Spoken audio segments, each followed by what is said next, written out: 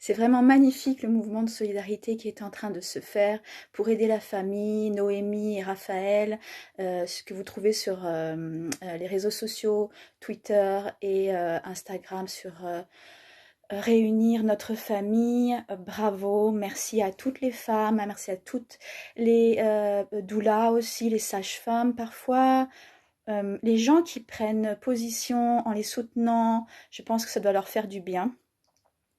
Moi-même, j'ai essayé de contacter plusieurs fois la PMI de Vitré. Il est à chaque fois impossible de les avoir. La médecin de PMI refuse absolument toute discussion. Moi, en tant que présidente d'une association pour l'allaitement et la naissance, mais à vrai dire, pour tout le monde, il y a un blocage au niveau du secrétariat. Ils ont reçu comme information de laisser aucune personne discuter avec les responsables de la PMI de Vitré. C'est extrêmement compliqué parce que normalement ce sont des fonctionnaires d'État, ils n'ont absolument pas à refuser de discuter, que ce soit avec des journalistes, que ce soit avec des membres d'associations ou pas, parce que toutes les femmes ici sont citoyennes, sont contribuables, même si vous payez très peu d'impôts, à vrai dire, vous payez vos taxes. Il faut savoir que ces enfants sont placés dans une procédure judiciaire qui peut les amener à devenir des pupilles de la nation par l'ASE. Qui dit pupille de la nation dit prise en charge avec nos impôts. C'est-à-dire que c'est quelque part nous qui payons, c'est-à-dire c'est pas quelque part, c'est nous qui payons les services sociaux pour mettre les enfants en protection. Et donc du coup, si les enfants sont enlevés, c'est notre responsabilité aussi, parce qu'il s'agit de notre argent. Quelque part, ils deviennent nos pupilles par l'État français. Donc cela vous concerne, cela nous concerne tous, que vous soyez membre d'association ou pas, mais je suis vraiment touchée et vraiment très contente de voir que beaucoup d'associations, beaucoup de parents se mobilisent aussi. Ce que vous pouvez faire, c'est comme moi, essayez quand même de leur téléphoner, envoyez-leur des courriers, envoyez-leur des mails, essayez, continuez, insistez. Moi, le fait d'insister, ça a payé plus ou moins dans le sens où j'ai laissé mes coordonnées et dans l'après-midi, j'ai eu au moins la directrice de la PMI d'Ille-et-Vilaine, donc c'est-à-dire la personne au-dessus de ce médecin de PMI de Vitré qui gère au niveau départemental la PMI, mais qui m'a appelée en plein après-midi pour juste me dire qu'il s'agissait d'un secret médical. Et donc, elle était au regret de me dire que c'était pas possible de me répondre parce que c'était un secret médical. Donc, en tant que secret médical, elle pouvait pas l'enfreindre. Ce à quoi j'ai répondu que je n'entendais pas cet argument puisque les parents l'ayant publié sur les réseaux sociaux, ça devenait public et qu'il ne s'agissait pas de lui demander si les enfants avaient telle ou telle pathologie ou quoi que ce soit, mais de parler notamment des conditions et du pourquoi il y avait eu ce rap. Moi, je lui ai dit carrément c'est un enlèvement d'enfant à 8 jours de vie pour un bébé et une petite fille de 2 ans qui est vraiment, c'est encore un bébé à 2 ans, quoi. Et je lui ai donné l'argument par rapport à l'accouchement non assisté, puisque malgré ses dires, elle n'a jamais voulu dire que c'était à cause de ça. Mais elle n'a pas dit non non plus, c'est-à-dire que elle s'est juste à chaque fois arrêtée sur cette histoire de il s'agit d'un secret médical. Et c'est là que j'ai compris le danger. C'est-à-dire que les gendarmes, d'après ce que disent les parents, sont arrivés chez eux, ils sont rentrés sans frapper, ils étaient 10, 3 camions, d'accord? C'est énorme, c'est hyper violent pour une maman qui est en postpartum en train d'allaiter son bébé. Et sans aucun document officiel, je dis bien sans aucun document officiel, ni visite médicale contradictoire, puisque je lui ai dit il peut y avoir effectivement une maltraitance, le pédiatre ne l'avait pas, en tout cas, devant les parents, il leur a dit le bébé va bien, d'accord? Une fois que les parents en sortent, il va faire un signalement à la PMI. Donc ça veut dire que il a menti aux parents, déjà il n'a pas été honnête, mais qu'ensuite, il suspecte. S'il ment aux parents, c'est que quelque part, il suspecte que les parents sont maltraitants. Donc, il faut qu'il y ait dans ces cas-là une double visite. Enfin, je veux dire, ce médecin peut très bien avoir quelque chose contre les parents. Je ne sais pas, imaginez la situation où ce pédiatre, pour X raisons, n'est pas d'accord avec vos opinions politiques ou n'est pas d'accord avec le fait, je ne sais pas, vous soyez végane, vous soyez musulmane, vous portez le voile, votre couleur de peau ne lui revient pas. Il y a plein de raisons qu'il peut faire que tel ou tel fonctionnaire peut abuser de son pouvoir, et c'est le cas aujourd'hui, on le voit bien dans nos institutions et services publics, sur plein d'autres domaines et pas que sur la naissance. Donc du coup, la décision d'une personne qui peut être complètement, enfin qui peut pas, ne pas être neutre, qui considère que l'enfant est en danger pour X raisons sans réellement d'analyse médicale, on n'a même pas ausculté le bébé, les enfants en profondeur, enfin, je peux me permettre, mais bon, pour voir, je sais pas, s'il y a eu viol, ou s'il y a eu des plaies internes, ou s'il y a quoi que ce soit, rien. Rien du tout. Juste pour un signalement abusif de un médecin, une médecin de PMI qui n'a pas vu et qui n'a pas pu voir la mère. Et visiblement, c'est ça aussi qui a bloqué. C'est-à-dire qu'il voulait ausculter la mère. Mais moi, je suis désolée. Vous venez d'accoucher, vous n'avez pas envie d'ouvrir votre corps, votre sexe et votre utérus à tout va et le montrer à n'importe qui. Enfin, la mère, elle allait son bébé, donc déjà, c'est la meilleure preuve que c'est son bébé, parce que même si c'était, je sais pas, un réseau, on peut partir dans des délires. Imaginez qu'il s'agit d'un réseau de personnes qui veulent déclarer les enfants illégitimes en mairie, et puis qui trichent. Enfin, la mère, elle allait son enfant. Les réseaux, moi, je connais les allaitements induits, ça peut se faire quand on veut vraiment, vraiment, vraiment adopter un bébé, relancer une lactation, mais enfin, c'est très, très compliqué, et ce genre de personnes n'ont pas du tout envie de se lancer dans des lactations induites pour relancer une lactation qui n'existe pas, puisque c'est pas la vraie mère. Là, il s'agit de la vraie mère, elle allait, enfin, elle tire son lait là maintenant, puisqu'elle a toujours pas son bébé en plein palier de croissance de 3 semaines. Vous imaginez? Enfin, j'en appelle à toutes les mères qui allaitent, mais celles-ci, elles ont compris le drame, la catastrophe que ça représente, de se retrouver désenfanté comme ça, avec un nouveau-né et son bébé, et de devoir tirer son lait, et sans être sûr que son bébé va reprendre derrière, puisqu'il aura reçu des biberons.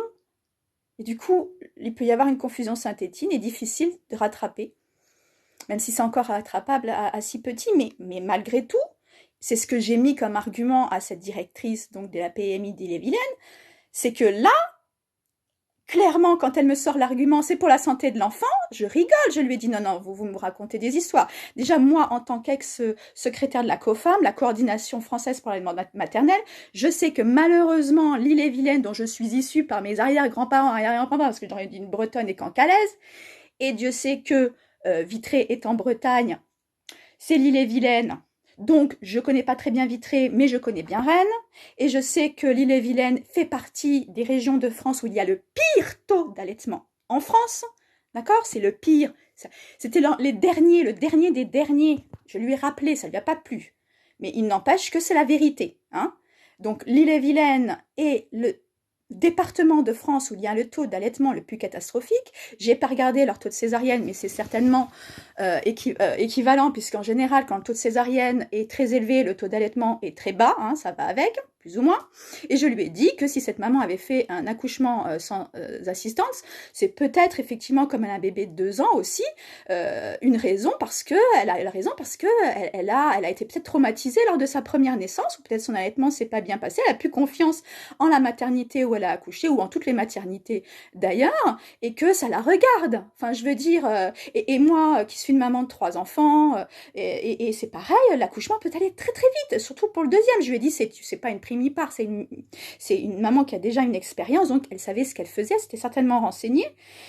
Et si ça arrive par inadvertance ou par choix, ça la regarde. Je veux dire, que ce soit pour des questions religieuses, pour des questions personnelles, idéologiques, écologiques ou quoi, ça la regarde. Ça ne peut pas être un argument pour placer un enfant.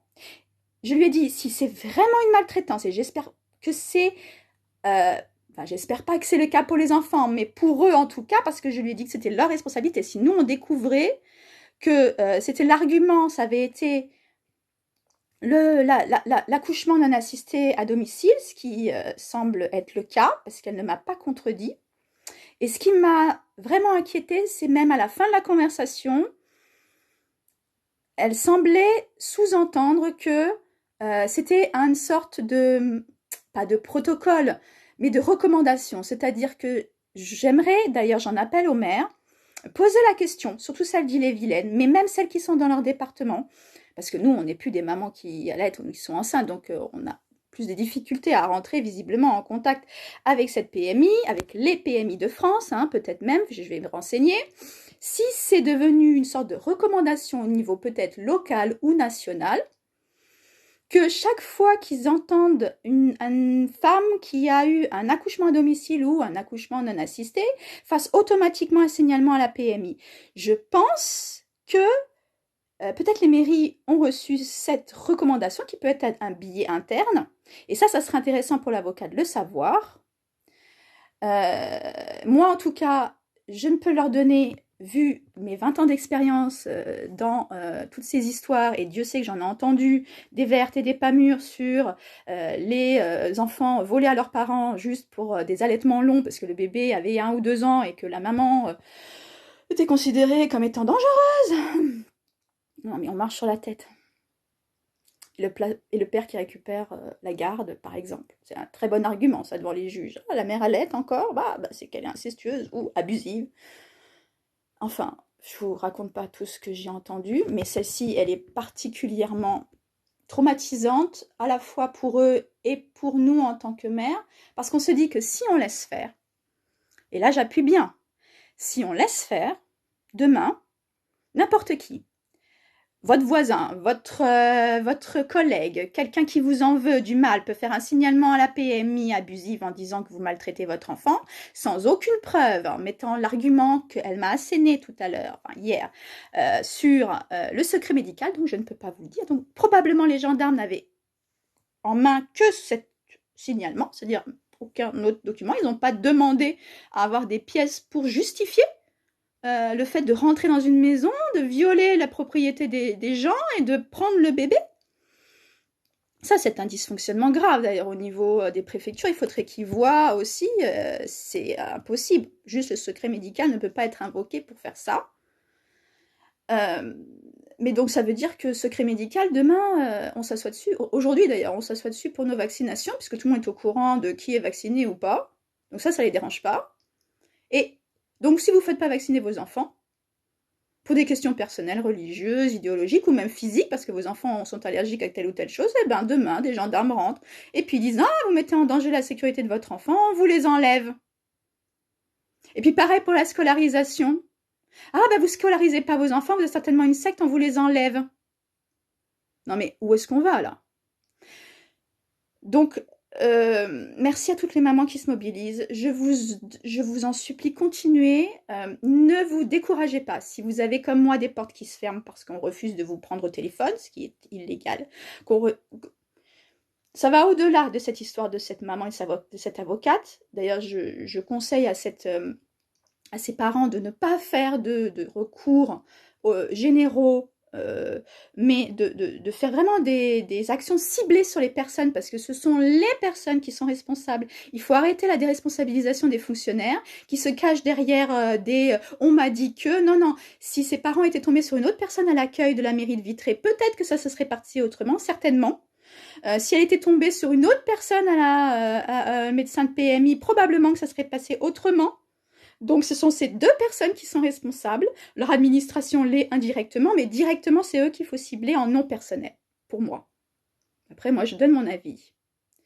Et je leur conseille aussi de ne pas trop se taire, parce que les avocats et les juges ont tendance à dire aux parents de se taire et d'arrêter de médiatiser, ou de leur faire du chantage pour pouvoir continuer à avoir leurs enfants, pouvoir les allaiter, etc. Si jamais ils le font, le soufflet va tomber et plus personne ne s'intéressera à cette affaire ou pensera qu'elle est déjà réglée. J'en ai tellement vu des affaires enterrées et des placements abusifs continuer sous des fausses arguments que... Voilà, moi je vous dis ce que j'en pense. Et j'en appelle aux mères, parce que ça nous concerne aussi, nous, en tant que femmes, en tant que mère, en tant que membre d'association, en tant que doula, en tant que sage-femme, tout ça, ça nous concerne, nous, en tant que citoyennes, parce que nous payons nos impôts, nous sommes contribuables, etc., pour les raisons que j'ai déjà invoquées sur les pupilles de la nation, c'est notre argent aussi. Et donc, du coup, je vous encourage à continuer d'envoyer des documents, à continuer de les harceler au téléphone, sans être agressive ou violente, mais avec des arguments. Voilà. Et si vous sortez l'argument, vous n'étiez pas sur place, parce que ça, on entend aussi, mais alors ça, c'est insupportable d'entendre des femmes dire à d'autres femmes, non, mais on n'est pas sur place, on ne connaît pas la famille, il n'y a pas de fumée sans feu, etc. Vous savez, toujours ce même chose, c'est pareil pour les viols. C'est toujours cette idée, la justice prend son cours, regardez ailleurs, il n'y a rien à voir, ça ne nous concerne pas, on laisse faire, il doit y avoir une raison. Ça, c'est très égoïste. C'est les gens qui vous disent ça, ce sont des gens qui finalement n'ont pas vraiment envie de savoir ni de s'engager, parce que sinon, ils chercheraient comme moi les informations et ils iraient à la source. Donc moi, ce que je veux, c'est avoir la PMI de Vitré, la personne qui est responsable de la PMI Vitré. C'est très bien d'avoir eu la directrice d'Ille-et-Vilaine, mais c'est pas elle qui... Par contre, c'est elle qui a le pouvoir, effectivement, à la fois d'arrêter tout l'engrenage au niveau de l'ASE et d'aller faire des enquêtes internes. Et c'est très bien qu'elle ait appelé, d'ailleurs, je la remercie, même si on n'est pas d'accord, chacun a son point de vue à défendre. Mais par contre, la responsable de base, c'est cette médecin de PMI.